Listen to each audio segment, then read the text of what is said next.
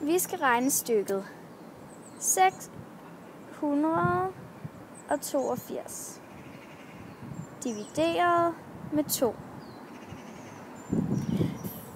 Totallet i 682, der har vi tegnet 2 æbler, og det skal deles med de 2 børn. Når det er 2 totaler, så er det let, fordi så kan de få 1 hver. Så skriver vi et 1-tal under totallet i 682. 8-tallet, der har vi tegnet 8 pærer. De skal selvfølgelig også deles med de 2 børn. De 2 børn kan se, at de kan få 2 hver. Så derfor så tager vi og giver 2 til hver. Så er der 4 tilbage. Så kan vi give dem 2 igen.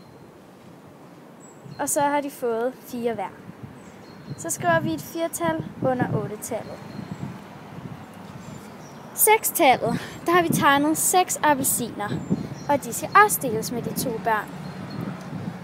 Der kan de få 1 hver, og 2 hver, og 3. De kan få 3 appelsiner hver.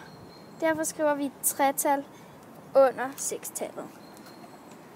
Og nu har vi regnet regnestykket ud, så 682 divideret med 2, det giver altså 341.